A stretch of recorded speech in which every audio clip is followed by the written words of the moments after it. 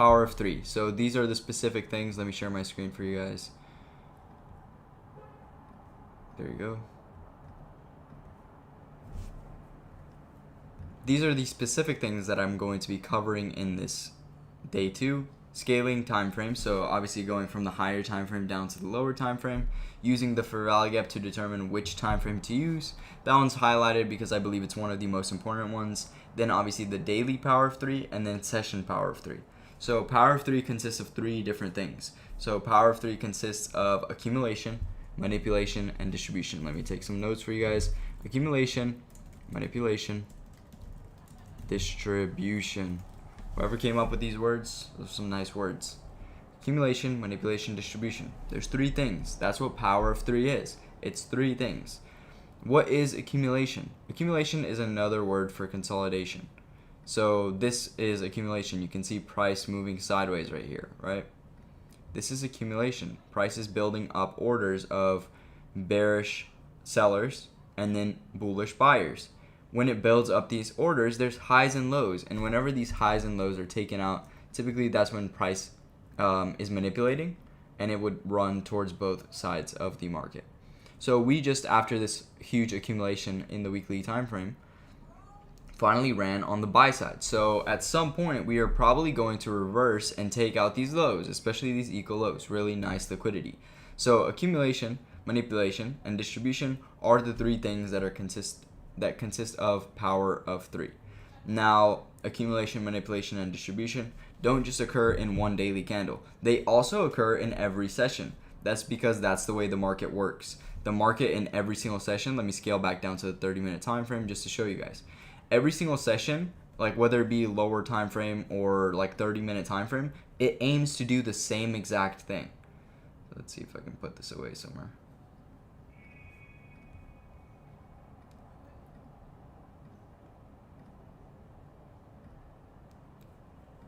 There you go. So every session aims to do the same exact thing. It aims to accumulate orders. So you can see prior to Asia session, we accumulated a little bit. It's not going to be like very drastic like you'd think on the daily time frame. I'm just going to get rid of this for now. It's going to be like tiny. It's a lower time frame, especially because we're looking at the session. So this is a form of accumulation right here, right? We accumulated orders, then Asia session begins, we run on the highs, and then we go and run on the lows. When the lows are taken out, we get a little reversal into a little premium area, like I covered in the last video. We got premium discount. When it comes up into the premium, price obviously sold off further here. We took out some more liquidity and then ran up. So the power of 3 here was accumulation. We got some manipulation on buys, manipulation on lows, and then we got distribution. Okay, guys, so that's how it works. It's very simple. Every session typically aims to do this. So in between Asia and London, once again, look, we slowed down a little bit. What did we do in the next session? Accumulation, manipulation on the lows. Then we took out the highs, pulled back a little bit, and then continued higher. Took out the highs here of Asia session. So session highs, pretty significant area to be taken out. And then we obviously reversed. And this daily candle was bearish. Same thing right here for New York session. In between New York session, we had some accumulation. It didn't really have to run any higher than this because we already took out a pretty major level of liquidity right here, and then we ran on the lows. So you can see every single session has some portion of accumulation, manipulation, and distribution. And this exact thing is the same, like works the same way in like the higher time frame. But think about it like this. You guys remember that indicator that I was showing you guys in the first call? Daily candle on the lower time frame, right? So we're looking at this daily candle, and you can see here we got the open. We get the manipulation above like the high of the open, which creates the wick. So everything above this open, which is right here, is just the wick. Sorry. So everything above this area right here, that's just the wick right here. This is all just the wick of the daily candle.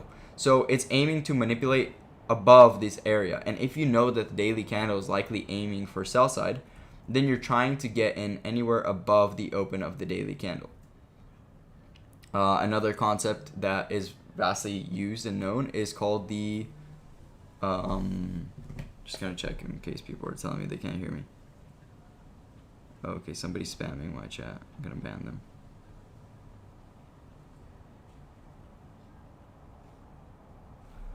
Okay. So accumulation, manipulation, distribution. Same thing works on the daily time frame. So if you don't just scale in and think about it in the term of the session, like let me delete all this and show you guys what I mean. Okay, I'm not sure why this isn't letting me delete it.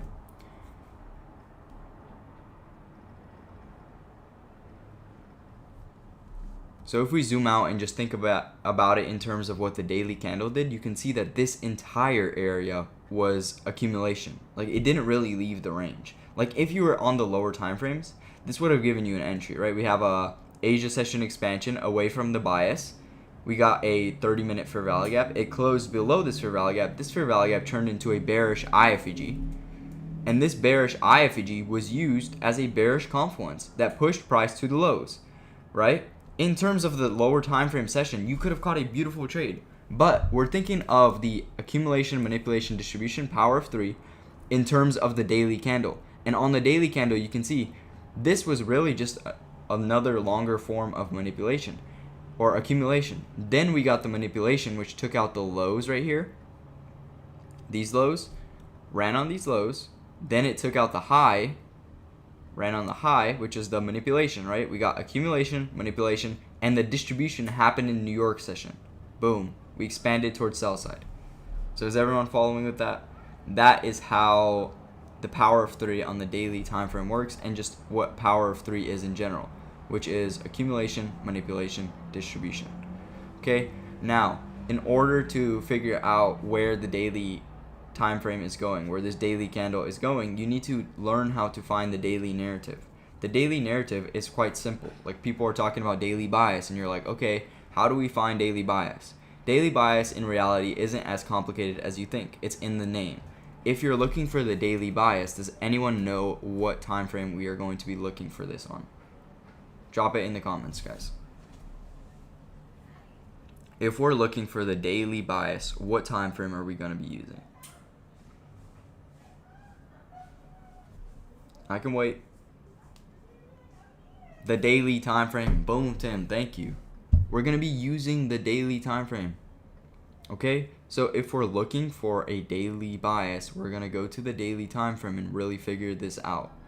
Okay? Right here.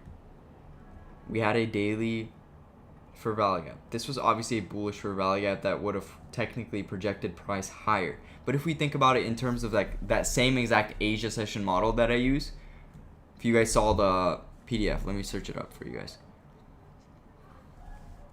So my Asia session trading model starts from the daily time frame and I scale down until I get my confirmation. On the daily time frame, here we have a daily bearish fair value gap. So obviously this was used to push price lower. Then we scale down to the 30-minute time frame, and you can see even though these candles are clearly respecting the midpoint of this fair value gap, why did I still wait for it to close below before taking shorts? Why did I not just get in longs? Because the daily time frame was bearish. Okay? So if the daily time frame is bearish, even if it respects some 30-minute gap, that's not going to push price higher. Because we're running from a daily bearish gap, we also got a sweep of liquidity. So sometimes when we sweep liquidity and we're in a premium, because the discount is down here, right? We do not want to be buying from the premium anyways. So if you think about it in terms of this move right here, like we have a swing, we have an order block, and we have a swing move right here. So we can mark out from the low of this order block up to the high. Right? We optimally want to look for price to dig lower into the discount before we would buy anyways. This is a premium for value gap. So it's not always going to be respected. And you can see here, we also swept some liquidity. So it's exactly what my Asia session model looks like. It's a sweep of the highs, run down, close below the IFEG, and then obviously we run lower from there. But the next daily candle ended up being really bullish. We ran back above it. But you guys get the point. The daily narrative at this time, after getting our first big bearish candle, look at all these previous bearish candles so far on gold. They've been super tiny. Finally, we got a pretty big bearish candle. Price is clearly trying to reverse a little bit. So going into the next day, it wouldn't have been too wrong of you to expect some sell side. you scale down, you find not only is there like a overarching bearish narrative, but on the lower time frame you also see this 4-hour gap. You can see this 4-hour gap is likely to push price lower. So that's when you scale down and then you look for confirmation. Confirmation for you could have been this IFEG on the 30-minute time frame during New York session, like after we ran. You guys understand that the daily narrative here was completely bearish, because not only did we get accumulation right here, right? We got a whole bunch of accumulation. Not only did we get manipulation where we took out lows and we left some highs, we left a 4-hour gap.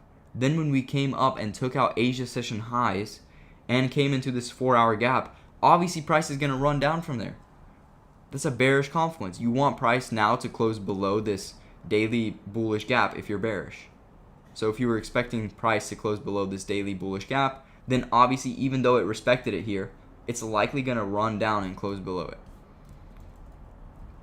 So that is what we were expecting there. That's what happened. That's how you find the daily narrative. It's just coming from the daily time frame. And yes, right now at all-time highs, it's going to be quite difficult. It's going to be really difficult to find, figure out how to trade this. By the way, guys, everybody who's tuning in and is watching this, I did make a slideshow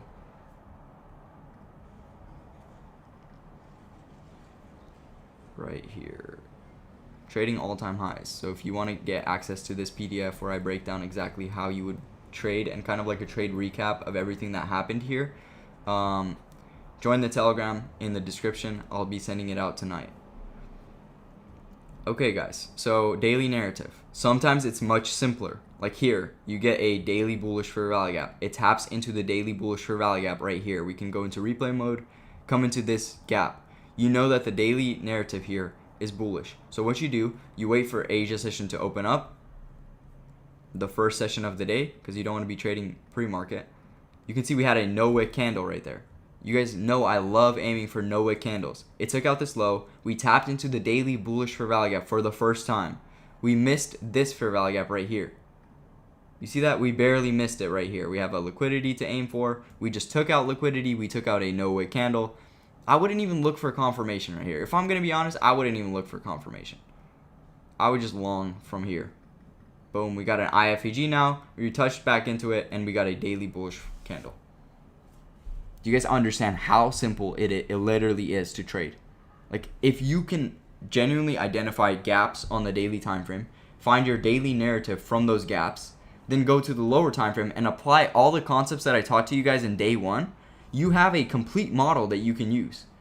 Like, this is a huge move. If you guys did what I did, like even with like $100-200 in your live account and you full ported it right here in this entire move from this daily gap, you would have a few $1,000s right there. If you're scalping on a funded account, you enter off of like confirmation on the lower time frame, you have a few $1,000s right there. You wait for confirmation up here, you enter right here, you would have a few $1,000s right there. Okay, guys, like genuinely, there's a algorithm that runs according to these specific concepts. You find the daily narrative using gaps, using the FEG now to determine what time frame to use. So right there on the daily time frame, I pretty much just showed you guys that I'm looking for the daily narrative, daily bias on the daily time frame. Obviously here, even though we tapped into it on the next candle right here, this is still a bullish for value gap. We still respected the midpoint. So you could have gone long after that day. Maybe you took a few losses because it ran lower than you expected. But then you go long and you make it all back in the next few days of buy side. Okay, guys? Everybody following? Yes, need more learning. Let's go. Okay, so that's how you find the daily narrative. You use the daily time frame, you look for gaps on the daily time frame, you wait for a new daily candle to tap into the gap for the first time, you wait for it to be respected. Once it respects it, then you could go long, right? If it closes below one of these gaps, you're obviously now going to be looking for shorts. If it continues running lower from these gaps, you're going to continue looking for shorts. Like once gold obviously turns around for a temporary period and starts melting. US economy goes really bullish. Then you can start shorting gold and you can look for these daily time frame things. Okay? Next thing. using the FVG to determine what time frame to use. So let's go back right here. Let's go back right here into this daily candle. So we're wondering, okay, what time frame do we use, guys? There isn't always going to be gaps, not going to lie. There's not always going to be gaps. Okay, we got the Noah candle, and Asia session is about to start. Boom, Asia session started. We're wondering, okay, I'm looking for a trade. What time frame do I use? You go to the 1 hour time frame.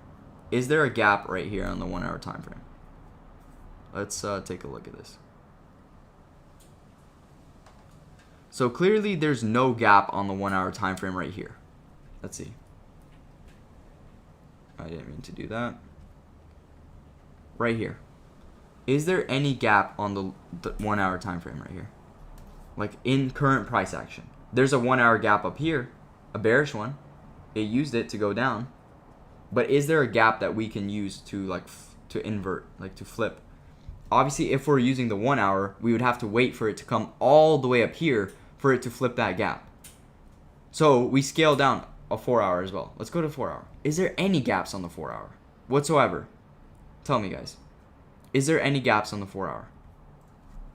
No, we got a little rebalance right here. We rebalanced this one. There's absolutely zero gaps. There's just an IFVG right here.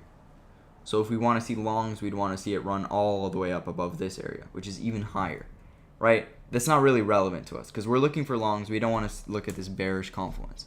So we scale down to the 1 hour. If there's nothing on the 1 hour, no gaps right here on the 1 hour, like I'm talking about like a gap right here, we would have to wait for one more 1 hour candle to close to find a gap on the 1 hour. So we scale down to the 30 minute and all of a sudden we have found the gap. This one's relevant. It's close. So now we wait for it to come up after taking out this low. Boom. It came up into it. One more candle because we're bullish. Okay, one more. Boom. Now we've closed above it. Now we have our confirmation. 30-minute time frame is the time frame that we use. Why didn't I go to the 15-minute time frame? Because I had a 30-minute, and 30-minute is more significant than the 15-minute, and there is a gap on the 30-minute. Okay, so you basically use gaps by scaling down from the higher time frame, and you find a gap on whatever is the highest time frame with a gap. If there's one on the 4 hour, then you're going to be using the 4 hour for your narrative.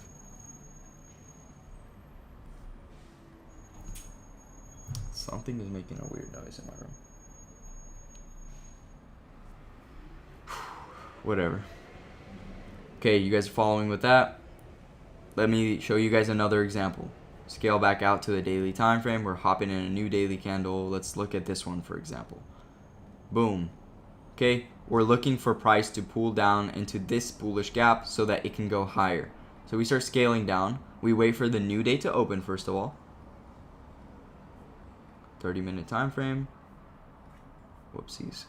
Okay, so here's when Asia session started. We were looking for it to tap into this bullish gap, right? Now let's think about it. Okay, we're now on Asia session already started. We finally tapped into it. So you might have been able to go short. Maybe you didn't go short in Asia session, right? That doesn't matter. We have a daily bullish narrative because we just tapped into a daily for value gap. So now we know this daily candle, which is currently bearish, is going to run up because we just tapped into this area right here. On the 30-minute, sure, there is a gap right here. Let's see on the 1 hour. On the 1 hour, there's a gap right here. So am I going to use the 30-minute or the 1 hour? Everybody in the video call, in the comments, are we going to use the 30-minute or the 1 hour if there is a 1 hour gap? Andrew says 1 hour. Okay, who else? What do you guys think?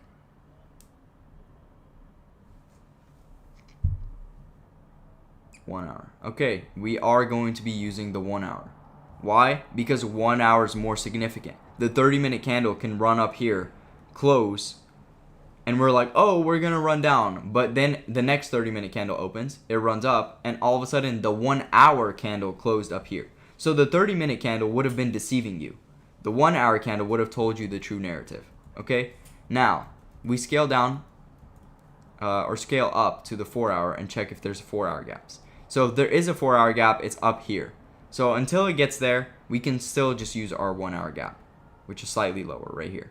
So we didn't get to the 4 hour yet. We can wait for it to tap here, and then we can target that from there. Okay. That's essentially what we would be looking for. You can see 30-minute time frame.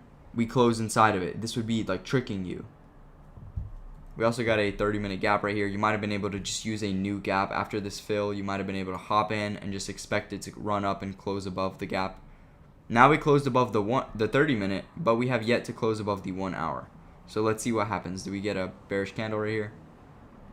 No. Okay, we got a bearish candle that tapped into it. 1 hour candle also did not respect the... Okay, so see what I'm talking about?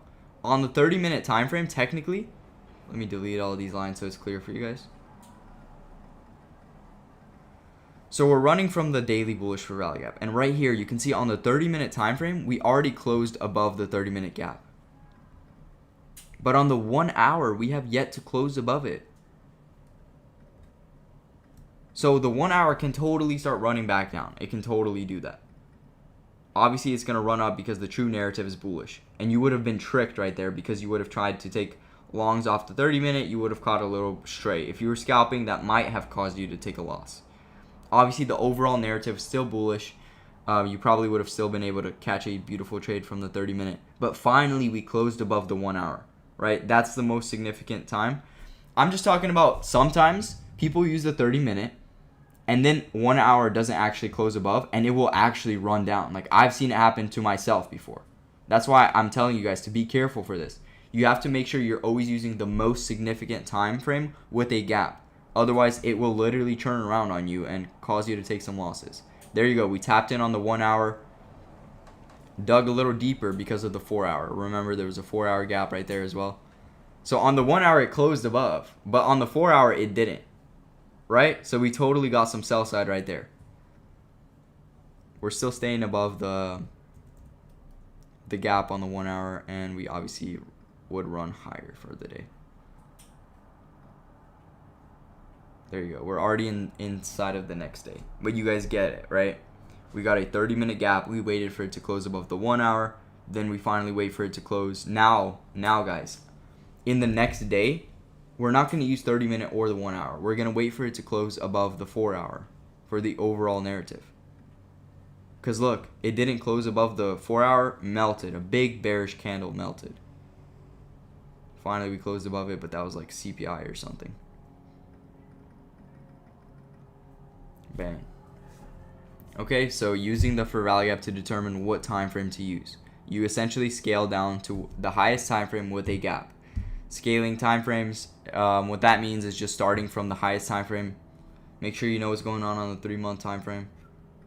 Right, we got a gap on the 3-month time frame. Maybe next month, guys. By the way, next month when the new 3-month candle opens, we can potentially be getting a immediate rebalance right there before it runs higher.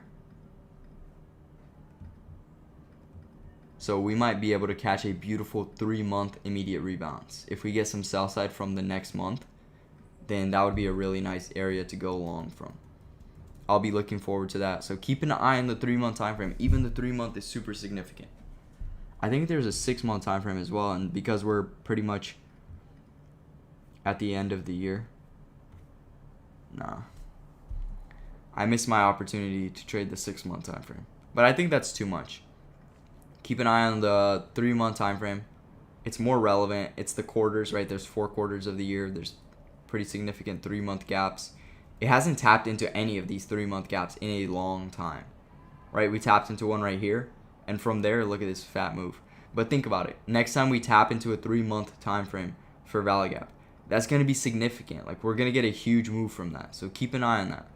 Monthly time frame, obviously super significant as well. You have to keep an eye on this. We got a monthly rebalance right here. That was a beautiful monthly rebalance. We ended up running a lot from that. Weekly time frame. Scale down. Know the narrative on every time frame until you get to a daily time frame. Then you're looking for the daily narrative. That's when you hop into the lower time frame and look for confirmation. Okay?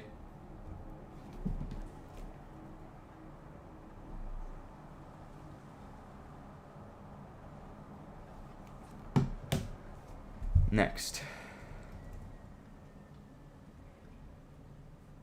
time frame alignment. So what does time frame alignment mean? This means that if there's a 4-hour bearish fair value gap and a 1-hour bullish fair value gap, which one do you use? How do you know where it's going? And I probably should have covered that one first, but you guys should probably know the answer to this now. In order to understand which one of these is going to be respected, because sometimes there's going to be a 4-hour gap that isn't going to be respected, right? Let me look at one.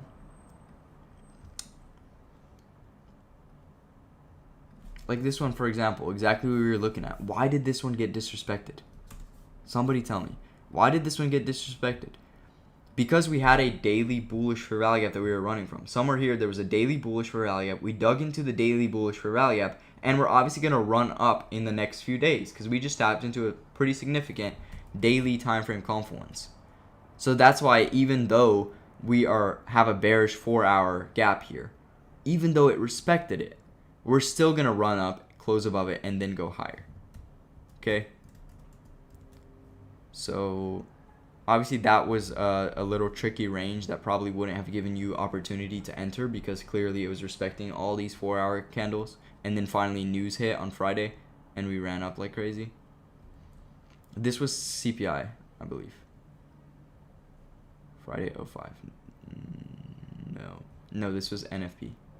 Because this was the first week of the month, first Friday of the month.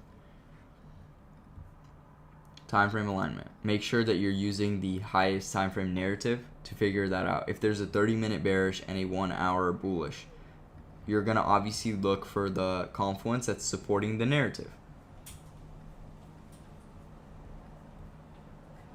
So right here, for example,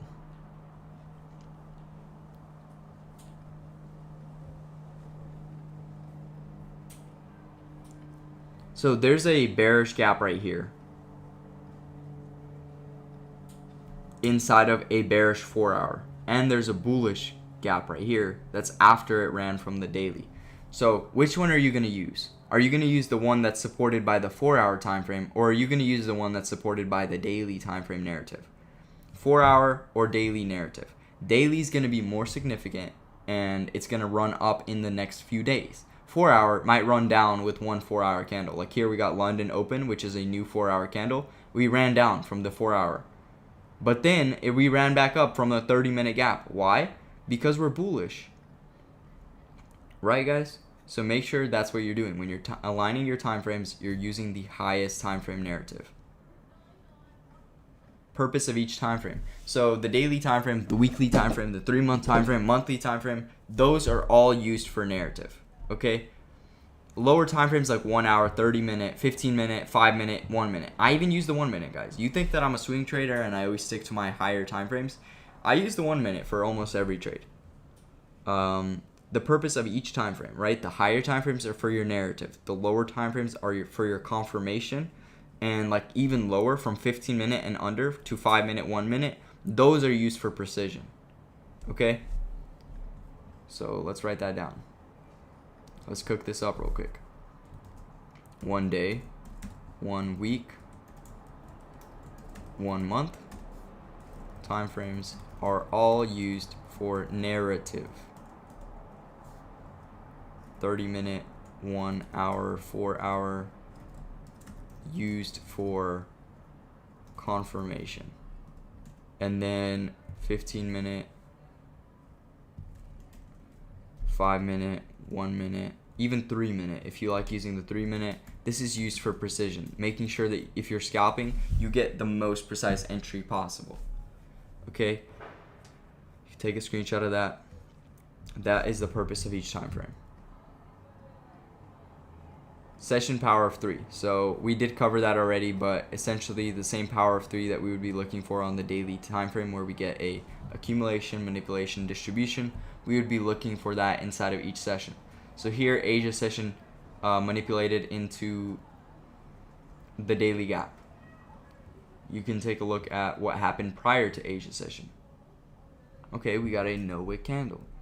You can see right here, no wick candle. We got a daily fair value gap down below that has yet to be tapped into. Let me delete everything and show you guys what I would have done inside of that daily range.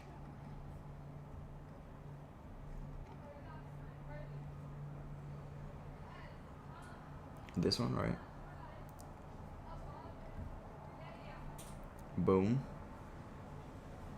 I wanted to mark it out, I forgot. Okay, we got a daily bullish gap. If we're looking for the market to tap into this daily bullish gap, because it has yet to tap into it, we get a no wick candle, which I love seeing them. Like, I love targeting them. If they exist, I love trading to them. And if it runs into it, it's a great area to reverse from it. It's a beautiful concept in general. Okay, so we see that. Asia session starts. And we run down from this. Okay, new 30-minute no wick candle. Asia session is yet to start. Boom, Asia session started. We ran on this one. Okay, got some sell side. Oh, we might have missed the top one. But let's say, for example, this one right here. We tapped into it as soon as Asia session started. We ran up, we dug into this one and started running down. Okay, you get into a lower time frame and you target this area down here, which is your daily bullish gap. Boom. So this would have been the accumulation where we kind of built up some area of liquidity. Even this no wick candle, that's a good little area that accumulated orders. Like, it had so much of a gap right here. Price then came up, filled this gap up, and then ran from there to the daily gap. We got a whole bunch of manipulation, and then we distributed from the area. So distribution, sometimes manipulation's a one-sided move, and then distribution just literally moves back from the area that got hit. So if there's a target right here that got hit, then distribution after this target gets hit just starts consolidating while moving away from it. And that's pretty much what happened here. We hit this target, huge move in Asia session, then we slowly started moving back up from that area in the next two sessions. See, it's not a sharp move because we already hit the target for the day, which was this daily gap. Then we just started reversing from that area. Okay.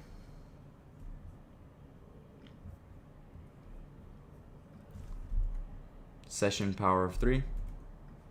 Done. Market structure on different time frames. So this is similar to finding your daily narrative. Your market structure, which would be like order blocks or like literally a break of structure where it runs up on the high. You want to make sure you know like liquidity really good for this topic. Well, like this, for example. This is a market structure shift where we have a high, we have two bearish candles. When it started running above this high, you can see we had an order block and a new gap formed. This is a good market structure shift. It pulled back, it filled this gap, and it tapped into the wick of this order block. Boom. We got a little move higher from there. No new gaps from there. I would have probably just stopped trading because price was just started chopping up. This is the distribution area of the move, which happens a lot. Like, especially on gold, we get huge moves. Like, sometimes it's Asia session consolidates. London's the one that gives us a huge move, and then we expect price to do something in New York session, and New York session just starts consolidating. Why does this start to happen? That's because there is already a huge move that happened, and you just expect price to start accumulating for the next big move. The target has already been hit most of the time. You just have to get better at identifying the daily narrative. Like, if you can identify the daily narrative as to where it wants to go that day, then you'll be trading this move here, and when you see it already hit the target, okay, I'm done. TP, I'm done trading. It already hit the target. It might just consolidate. Maybe it moves that day, but that's fine because most of the time after a big move like this, it will consolidate. So it's better not to be in the market, better not to risk your money inside of some consolidation. Okay. Market structure, different time frames. So 5-minute market structure, similar to this. Let's hop into like a lower time frame variation of this right here. We're running from this gap right here. How could you have gotten in earlier?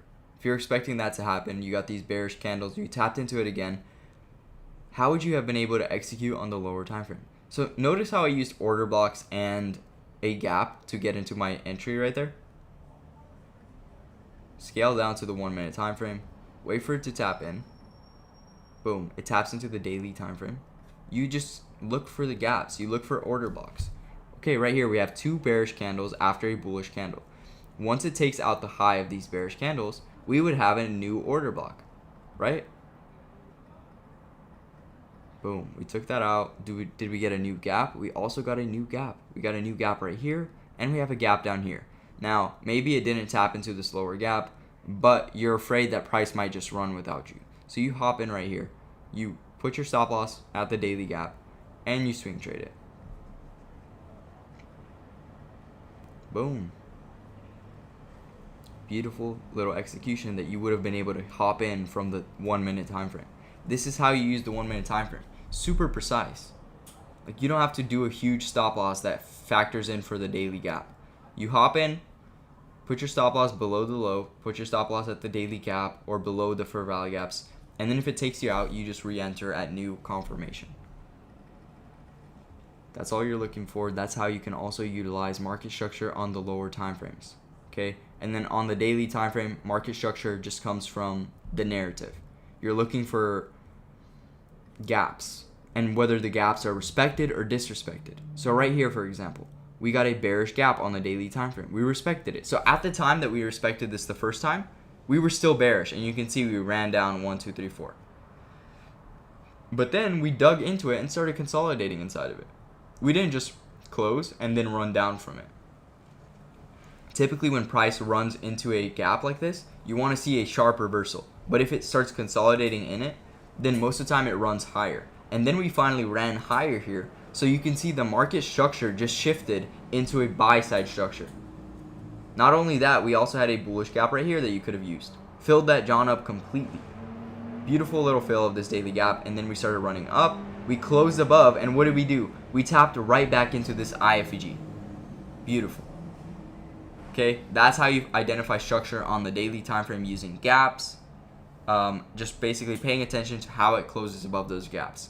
Lower time frame market structure typically involves confirmation using order blocks, IFGs, and new fair value gaps that form. Okay, I'm done rambling with that. Boom. We are done with this lesson. Let's go. Let's go. Okay, any questions? It's pretty simple. In reality, it is super simple. Everything about it is simple. Thank you all for tuning in today. It is a Saturday, so you guys showing up here really shows a lot, guys. You will succeed in this field. This is effort that you're putting in. For me, like, I put this work in, I live stream it, I can upload it on YouTube, you know? I did my job. But you guys showing up live, that means a lot, guys. So keep working hard. You guys will succeed as well. Let's get it. Any other questions before I go?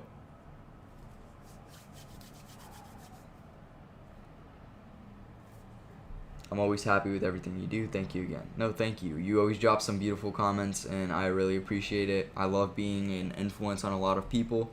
I love showing people and giving them hope that you can do this full time. You can actually read the direction of the market. And I've been doing this, guys. Like, if you genuinely scroll back inside of the Telegram, you will see all of these areas, because I've been trading for years, guys. I've been trading through this entire range. I even traded when it was running up here. I was trading when it was running up here. If you guys scroll up through Telegram, you will see my narrative in every single one of these weeks. You'll see the trades that I took from this weekly gap right here. You'll see me learn new things. Like, I took this trade from this weekly gap.